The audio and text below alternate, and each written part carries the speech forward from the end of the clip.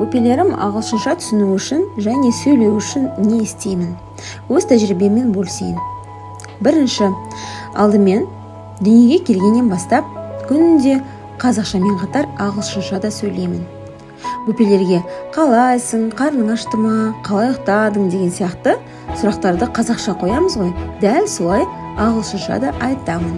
Мысалға, you're so beautiful, how are you, are you hungry, how did you sleep, қалай ұйықтадың деген сияқты сұрақтардың барлығын.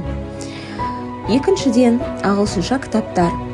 Күнделікті емес әрине, бірақ аптасына 2 рет, 3 рет ағылшынша кітап оқимыз.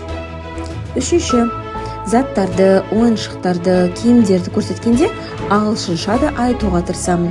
Мысалы, мынау терезе, мынау есік, мынаны қара, мынау қоян деген сияқты қазақша сөздерді, сөйлемдерді ағылшынша да айтамын. Мысалға, it's window, look, this is door, look, it's funny деген сияқты. Келесі, тамақ ашып бастағанда, немесе прикорм енгізгенде тамақтардың атын айтып бастаймын. Мысалы, су бергенде су ішесің бе? Алма жейміз бе? Деген сияқты. Do you want water? Let's eat apple. Тағы да басқа. Келесі, мультфильмдерді көбісіне ағылшынша қосамыз. Тағы да біреуі, ол ойнағанда ағылшын тілінде ойнау. Жалпы күнделікті өмірде балалармен ағылшынша сөйлесу менде әдетке айналды. Қазақша да, орысша да, ағылшынша да, қай тілде ыңғайлы сол тілде сөйлесе береміз. 100% ағылшын тілінде сөйлеу керек күнде деген ешқандай ереже жоқ.